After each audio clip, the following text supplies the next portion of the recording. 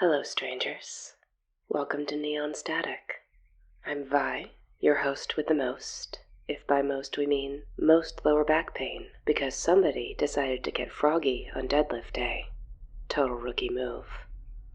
As we do on every Tuesday, I'm here to tell one true, original scary story you won't see or hear anywhere else.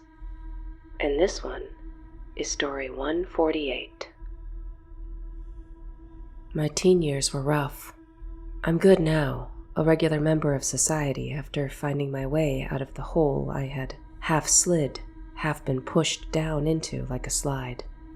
But back then, between money problems, addiction problems, and some bad luck outright, I ended up having to find a few places for myself to take shelter in high school.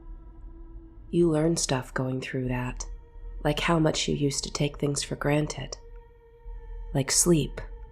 Sure, I'd find places to bed down, but there was definitely a hierarchy to the quality of sleep you'd get based on where you found your spot. And the quality of sleep, well, that directly correlates to the quality of life the next day.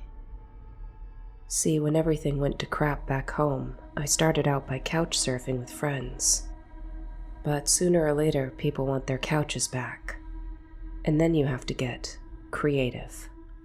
Shared squats are an option, but you have no control over who you're sharing with, and that can invite its own danger.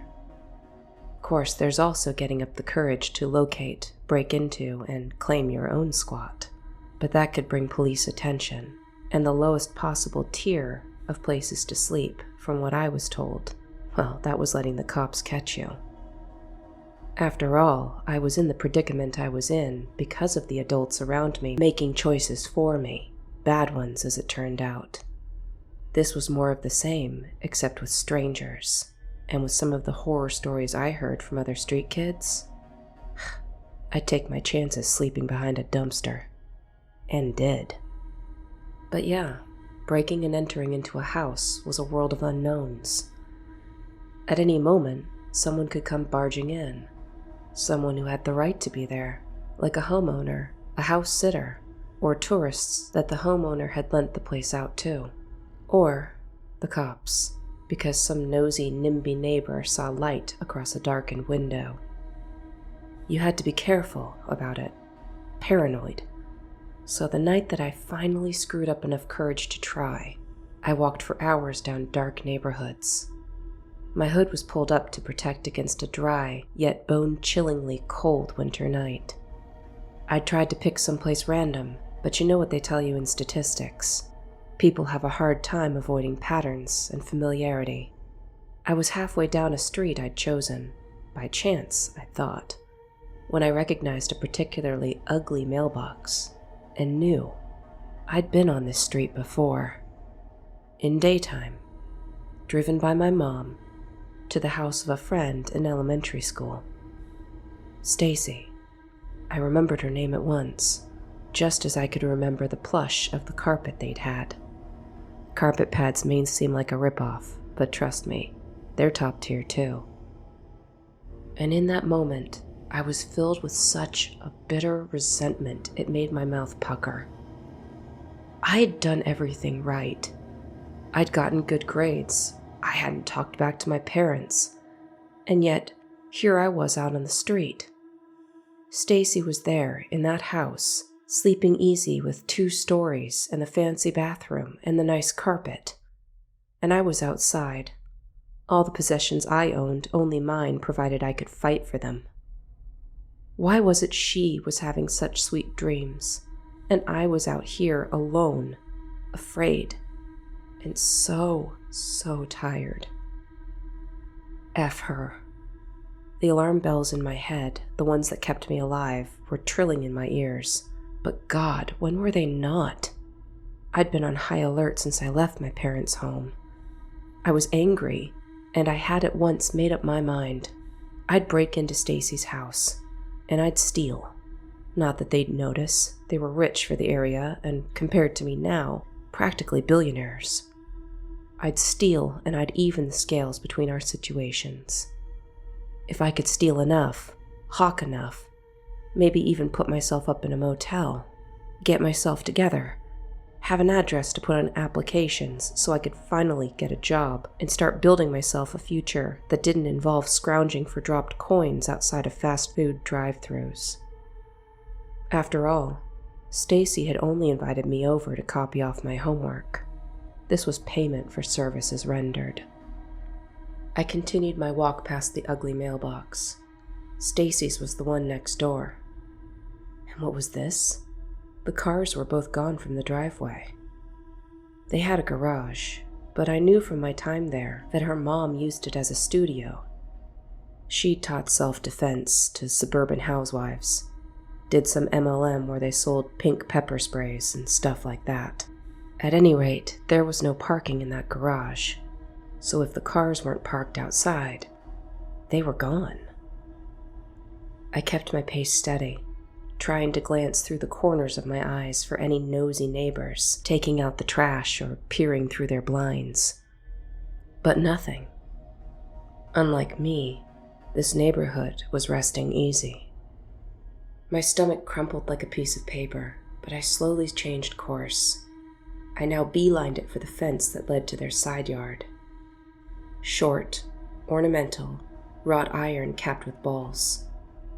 This was how Stacy had led me into her house before, swinging it open and complaining about the creak. Had they gotten around to oiling it? I didn't need to chance that. It was a breeze to haul myself over, landing quietly in the yard below.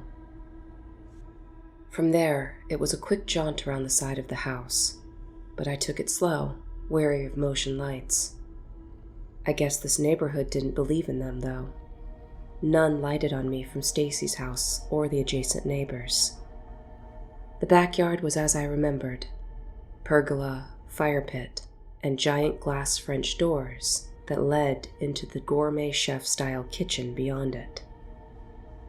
They would be locked, but again, I'd been here with Stacy, and she'd carelessly showed me where the hide-a-key was. The frog statue looked heavy, but I knew its secret. It was plastic, and the bottom of it popped open to plop a plain silver house key into my waiting palm. It slid perfectly into the lock on the first try. With a quiet click behind me, I stood in Stacy's kitchen again.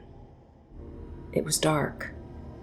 They had under-cabinet lighting, but it was on low, just making the outlines of things glow.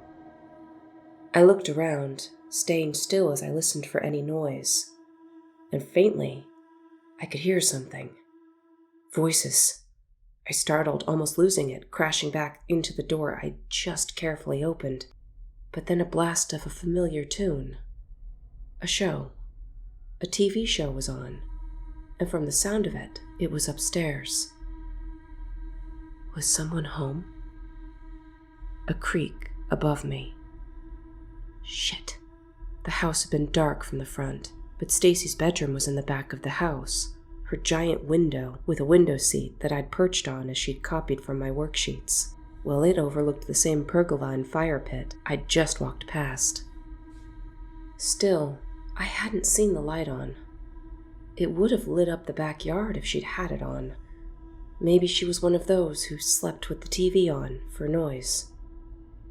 Or maybe it wasn't her TV. Another feeling, this one jagged and spiky, ripped into the wadded ball of paper my stomach had become, flooding me with fear. Maybe her mom had finally given up on her suburban dojo aspirations. Maybe their cars were nestled inside the garage again. I should have run. Should have, as quietly as I had come, abandoned this plan. But the cars. The thought of even cars having a safer place to rest than me, a whole human. That anger in me flared again, popping and burning like popcorn too long in a microwave, acrid and ruined. No, I was not going to tuck tail and scurry away. That'd be like accepting that I didn't deserve warmth, or safety, or rest. I was here, and I was going to take something for my troubles from people who appeared to have never had any trouble at all. My anger ate my fear alive. I moved through the house, heel-toe with each step to deaden my footsteps on their tile floor.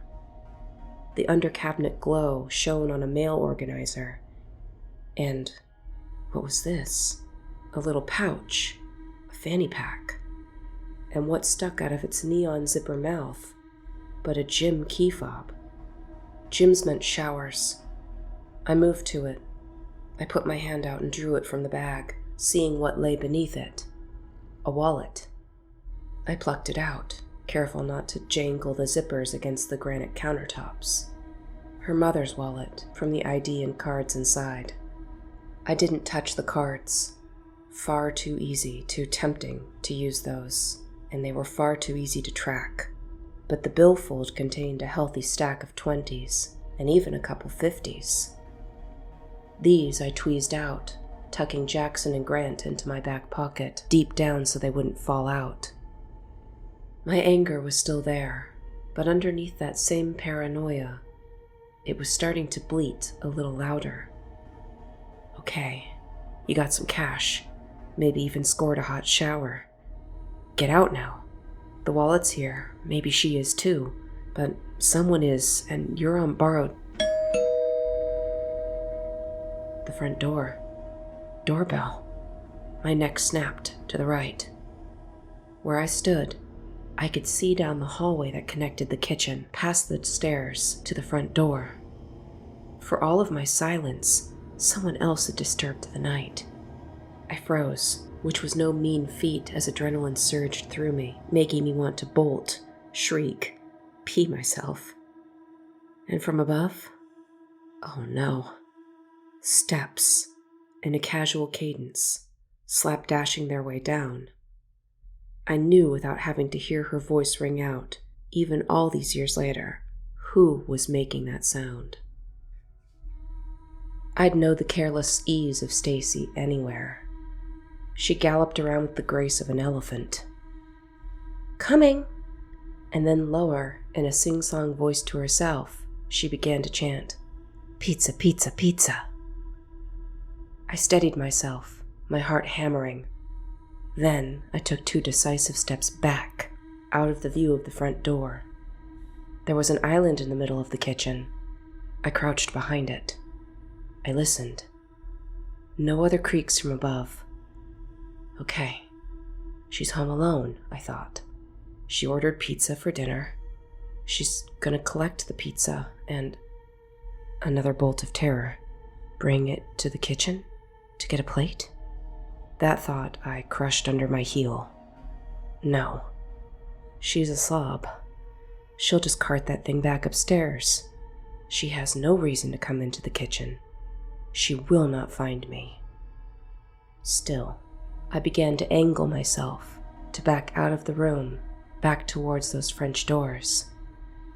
If I could just... From beyond the hallway, I heard the front door open, and then swing fully into the wall with a bang. I heard Stacy's surprised shout, then cut short by a crack, and a cry, and a thud. I wanted to freeze, but I found my body moving towards where I had stood a few moments prior, my neck craning to see down the hall. And I saw everything. Stacy. She was older, but still beautiful, only her face was no longer carefree. She was on the ground, a hand to her cheek, and her eyes were wide and terrified. She looked up at the man now slamming the door shut behind him. Large, blocky, and in his hand he held something blue, long, shiny plastic. Rope. This man had burst into this house, knocked Stacy to the ground with a blow, and had brought rope with him. Before I could do anything, say anything, react at all, he was on her. She squirmed, screeched out again, but he wound back his arm. In his bulky coat, that arm looked as big as one of Stacy's thighs. He cracked her again, right across the face. Then he grabbed her by the throat of her shirt, demanding she shut up. Shut up, you stupid little... She cried again, but it was more of a whimper as he shoved her back down. I winced in sympathy as the sound of her head knocking against the floor thudded. Unlike the kitchen, the hallway had that plush carpet, though. She'd live, but that didn't mean it didn't hurt like hell to have the back of your head knocked around like that. He was pulling her hands together, looping the rope around them, then her feet. He tied them together. I took a half breath of relief. Legs tied together. He wasn't planning to assault her like that, at least. Still, I doubt she was able to think, to put that together, as he reached into the pocket of his thick puffer coat and pulled out a spool of duct tape. He wound that over her hands and feet, and then stretched a piece over her mouth. All the while, I was panicking. Burglars were rare. I mean, my situation was different, almost personal. In most street knowledge, you knew that if you meant to steal from a house, you'd hit during the day, when the kids were at school and the parents at work. Cat burglars, which I guess I graduated to, still happened, but the cat part spoke to how silently and carefully they broke in, trying to leave no trace, no evidence, and not alert anybody as to their crimes, not until the morning light showed the rifled through drawers and missing jewelry and electronics. This was different. This was a home invasion, and from what I knew of those from the news, that was not a good sign for Stacy making it through this night alive.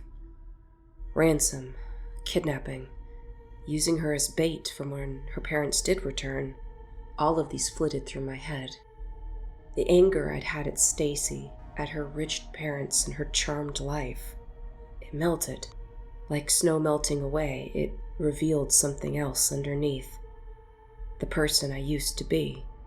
Before all of this, I was that person, that friend who cared about all of her friends, even letting them copy her homework so that they wouldn't get in trouble with their parents for another failed grade. And the thought of Stacy, her mom, her dad, all being hurt by this crazy, huge menace, a man now sprinting up the stairs, assessing what I already knew to be an otherwise empty house. Well, with that thought, the old me broke through. And the old me knew where her mom kept her self-defense stash. In the closet, feet away from me, on the wall separating kitchen from dining room. I slip-stepped, staying crouched over to the closet. The adrenaline was still there, but now it was steady, and I focused, my vision seeming to zoom in on the handle to the door. My hand pulled that lever down, and the door slid open without a noise. It was dark in that closet, but I knew what I was looking for. Boxes of product lined and stacked along the walls, but those would all be in plastic packaging, and I didn't have time to unpack them. Her mom had a demo kit, though, a purse of activated products ready to go. It was hanging on a hook just inside the door. This I stuck my hand into, searching for the pepper spray. But my hand didn't encounter the cool metal cylinder. It found something blocky, chunky and plastic, but heavy. And as I withdrew my hand and looked at what I'd found, finding and clicking the button from off to on, and being greeted with a steady green LED, the rest of what I needed to do laid out before me as though I'd planned it all along. The creak of the stairs. The man was coming back down, and Stacy was now whimper-crying, snuffling thickly through her nose, her mouth still taped. She laid on her side where he'd left her, head towards the front door, feet to the kitchen. I paused. She'd see me. I pulled my hood back up and cinched it, correcting my thought. Well, she'll see someone. Maybe. And if I move quick enough, not even for long. I crept back down to the hallway. I should have been all nerves, but it was as though I'd become inoculated to the fear. I now just moved, numbly, down the hallway, keeping to the wall where it was far less likely to creak. The man had descended down the stairs again. He now stood, towering over Stacy. His back was to me. As I drew near, I smelled the stink of him, BO and stale smoke, alcohol or something more chemical. That big coat was a problem. It was thick. I couldn't be sure the thing in my hand would cut through it, but it was falling down off his shoulders, the hood of it so heavy that it drug down, bearing the back of his neck. Bingo. There was no tremor and no hesitation. Like watching a movie, the room moved past me. The man was tall, but my arms could reach up easily as I watched my hand plunge the stun gun into the back of his neck, right below his sweat-clumped hairline. The sound was a buzzing. The man groaned out, but then fell, his bulk landing on Stacy. The movie didn't pause. I kept moving, now pulling him off of her, rolling him, and shoving the stun gun into his chest, where his coat had fallen open, exposing a strappy wife-beater undershirt gone yellow from contact with the man and no contact with soap. Another blast of ticking, and the man shuddered, grimaced, but didn't cry out again. His eyes were rolled back. Once I removed the stun gun, he flopped once, and then was still. But there was sound. It was whimpering, and it was from behind me. I turned, and I looked at Stacy. No time for this. I moved to her, not even pausing as she shrank away from me. I looked at the tape under her nose, silvery in the limited light, but I left it, instead moving to her hands. I tore at the tape, and after a beat, she stopped moving away from me. She stayed still as I managed to rip the tape from around the rope. The knots were simple. No wonder he taped over it. It took me moments to untie them, and her hands were free. I turned. The man hadn't moved. I shocked him again anyway, this time in the leg. He remained motionless. Stacy must have had her phone in her pocket, because when I turned back, she'd retrieved it, but she was looking right at me. Her eyes were wet. The white drawn skin told me she was still in panic. I didn't have time for this. I hoped it was blind panic because that's all I could do. I simply looked her in the eye and told her, "Call the cops. Get out of here." And with that, I turned and strode back down the hallway, pausing only once to turn and slide the stun gun back towards her. Now that I was out of its range, she should have it.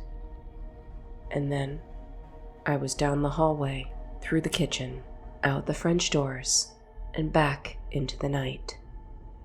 The next few days were a nightmare. I used the cash to find a rent-by-the-week motel out in Midtown. I cooped up in there as though I was a wanted fugitive. And there was news. Her neighborhood was far too nice for it not to be reported upon. There was news of a burglar, a home invasion. I drew my breath in. I held it as I read.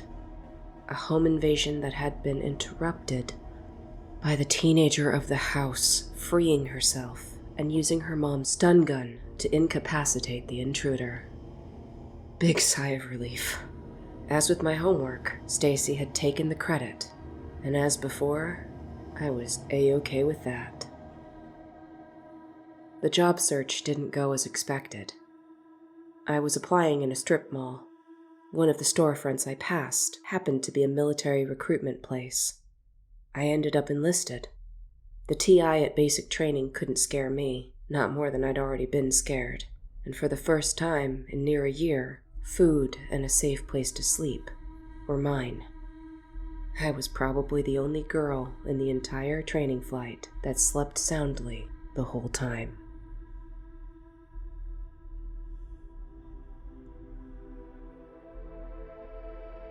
Yeah, that's no joke. Basic training, I mean. If you manage to get more than a couple of hours your first week, you are far less anxious than I am. That was story 148. She's still in the military, and her life is so successful that when she first told me about this, I didn't quite believe it. I guess the moral of that story is, no matter what happens, you're not your worst day, and you can always win if you just stay at it. If you, like my friend, have stories you want to share, Email and social media are in the description. Liking, commenting, and subscribing, always appreciated but never required. I'm just really happy you tuned in today. Thanks so much for being here. Stay strange, stay safe, and take care, strangers.